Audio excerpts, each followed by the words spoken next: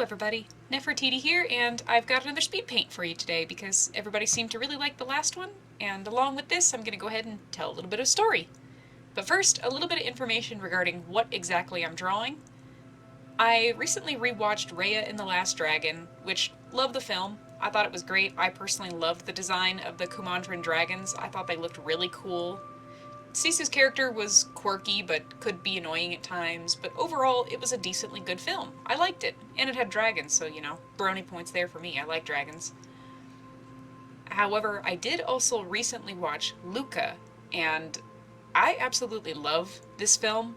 Like, Luca does such a great job with the character design, the atmosphere, the dialogue is done really well, the character interactions are done well. It feels like such a down-to-earth movie, and it's so friggin' wholesome. It's one of the first, original ideas that Disney has had in a long time, and I really like that they're trying to come up with more original and unique films like this. So, upon rewatching Raya and Luca back to back, my brain got this random strike of inspiration to, make this really cool aquatic looking dragon character who was long and lanky. Sometimes inspiration hits you in the most bizarre of fashions, so that's where this whole concept came from, and just decided to sit down and give it a doodle and work entirely just whatever popped into my head as I was working. That's why you'll notice that I go back and I alter a lot of different things and move and rotate and rescale and just constantly adjusting this character to make them look more interesting to what I want. And that's part of the fun of character design, is just being able to sit down and come up with a random design and not have to really follow any sort of pattern. You just do whatever feels right and work off it. But now onto the story I wanted to share. So, the story that I'm about to share happened on DeviantArt probably, I want to say early 2010, maybe 2011. This was way back when stamps and emotes were the biggest thing on DeviantArt, and if you had your core membership, you could use them literally everywhere and display them on your page and stuff. And I remember randomly scrolling through galleries and found a person's page who had a little icon for their stamp on their page that said, "I am an aquatic lover." And my little feral lizard brain went, "Ooh, aquatic, like mermaid?" Clicked on the stamp, tried to contact the person and be like, "Hey, do you like mermaids?" Because when you're a kid, that's a great way to start a conversation, is literally just approach some random stranger and be like, "Hey, do you like this thing? I like this thing. What's your favorite thing?" And conversation would just blossom from there. But when this person responded, it was the most childish, exuberant response of, "Oh my gosh, yes, I love mermaids so much. I used to play all the time." And they shared stories with me, and just all of this taking place over DeviantArt notes, back and forth with these huge novels of telling each other stories that went on with me and this person. Throughout the entire thing, we always kept building this world and these characters that, it's been so long I can't even remember the name of what the world was. But it was this water world kind of dealy-bob where everything had flooded, and we were going to write a story and do little comic book illustrations of it to show the adventures that our characters got on. And there were three main characters. There was mine, which was a character that looked somewhat loosely inspired by the color that I use later on in this character design here. It was a mostly white, dragon-looking girl, and she had lots of pretty opalescent fins and little blue spots all over her body. Character design back then wasn't fantabulous, but, a couple doodles I had done I wish I could resurrect from the grave, but I have no idea where they are. They weren't fantastic, but they got the point across enough that the person was able to look at them and be like, "Oh yeah, okay, I see what your character looks like. Here's what mine looks like." And it was another female character that was very dark purple, and she had lots of really pink stripes all over her. She had tiger shark fins. She was very shark-like from what I remember. And the third character was our little love triangle character, who was a merman, but every time he would get up on land, his tail would turn into legs, and he would be able to act as a human so that he could interact with the human characters, because our two characters were like strictly creatures. They could not change like he could. And throughout the back and forth of our stories the whole time, I distinctly remember this like growing love triangle between the three characters, because we both took control over the male human mermaid character, and the two of us would like do these long story excerpts. I can't even remember how long they were. I mean, it was probably like a good 4 or 5 pages we used to send each other, and then just wait till the other one would respond with what happened next, and then it went from there. I think that was part of what inspired my series that I used to have on DeviantArt, part of it was like groups? Is that what they were called? Yeah, I think they were called groups, where like other people could join in and do stuff. And it was called League of Dragons. I think this like offshoot with my friend that we did back and forth with these long stories is what inspired that. But I distinctly remember these long excerpts going back and forth with each other, writing stories, and one of the stories sparked like an inferno of writing, and we probably spent, it had to have been like 18 hours a day just writing back and forth to each other. Bear in mind, this is back when I was young and very ignorant. I didn't realize it at the time, but I was definitely role-playing with my friend, and I look back at it now and I'm like, oh, you poor sweet naive child. If only you knew what this would spawn. My roleplay years came later on, around like 2015, and my goodness, I was very much into roleplay back then. No matter what I played or watched or any sort of video game, writing, it was like I wanted to roleplay 24/7. That's just what I did.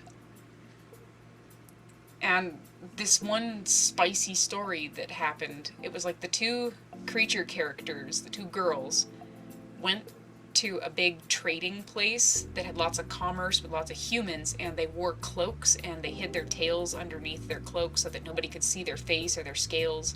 And our human character walked around with us. And as we're walking through this big trading bazaar place, I remember my friend randomly joined in, and I think we were we moved to Skype at that point, because I remember it being very quick back and forth. And I remember she just like jumped in out of nowhere and was like, suddenly the guy gets sick. They don't know why, they don't know what happened, he just falls over right there. And both of our characters reacted the same way they would have, where they both went to go and be like, oh my gosh, are you okay? At the same time. And because they do this, their cloaks kind of fly off, and both of them meet eyes as they go to like check out the guy character on the ground. And it was like for the first time in the entire RP or story that we were writing, the two of them realized that they both loved this guy. Like, the both of them had feelings for him, and the second that he got hurt, they were both like, well, why is he hurt? Did you do something to him? And rather than work together, the two of them chose to like pick a fight with one another in the middle of this big, busy trading commerce town full of humans. And they get into a little kerfuffle, their cloaks fly off, everybody sees that they're creatures, and they're like, oh my gosh, look out, those are monsters, everybody run, everybody get your spears and whatever. And when I watched the scene from Luca, which, spoiler alert, pretty much the exact same thing happens during the race, and I had like the biggest deja vu. I was like, I swear, this is exactly what happened with our characters, except instead of it being two girls, it's two guys, and instead of the human being a guy, the human's a girl. And I just had like an epiphany watching that film, and I was like, I swear, there was like somebody watching me and my friend send these messages back and forth. Because at that point, I went back and looked at like a whole bunch of other stuff that was going on throughout the whole film, and I remembered points in our RP that we were doing. They line up almost perfectly with events that happen in Luca, down to like hurting the fish. oh, what was one of the fish's name in the movie? Was it Giuseppe? I think it was Giuseppe or something like that. But there was a character in our RP, an old crotchety lady who was angry all the time. She was some sort of a merfolk character, and she was named Giuseppe. And I just remember watching this film being like, that's a coincidence.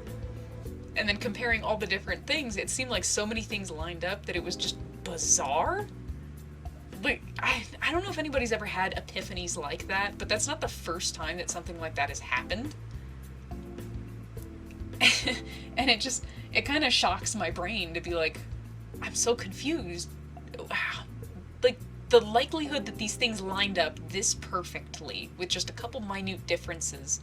Like, I understand there's certain cliche levels, but it was just weird. It was weird. And it's happened with other things too. Like, my sister has, and I have these Lego dragons.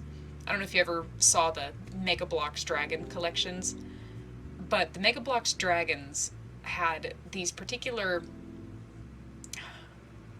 like, I guess, style to the way they looked. Like, each one, you could mix and match the parts and be able to use them in different ones, but each one of the sort of dragon designs that they had all had their own unique quirks to them. And we had one that was a green wyvern, and I can't remember what it was named. I think it was called, like, Wyvern. I think we just called it Wyvern, or Wyvern, or something like that. I don't remember. We were, like, 9. You're not very good at naming things when you're 9. And the other one was this beige-ish sand-colored one that had, like, a big frilly head. And I remember its name was Iron Scales. And the Lego company came out with, like, these variants of them that were, like, the Cursed editions or the Plasma editions or something like that. And I remember there was a hybrid between the two that happened. Like, we had the Wyvern and we had Iron Scales, and my sister would take I think it was the limbs from the Wyvern and put them on Iron Scales' body, and we called it Wyvern Scales because it was like the hybrid of the two names. At that point, this Plasma Edition special one came out where they were, like, mutated, and I kid you not, they had the exact same thing in the exact same kind of combination that my sister and I had made. And I swear my memory called it Wyvern Scales, and I was like, no. Like, we were so paranoid, we're looking for hidden cameras, we're like, they're stealing our ideas, I just know it. It's too perfect. They knew exactly what combos we did. And it was like just such a menagerie of parts that came together like that, and just these constant coincidences that pop up that make my brain go off on a tangent. I kind of go like, is this a simulation for a minute?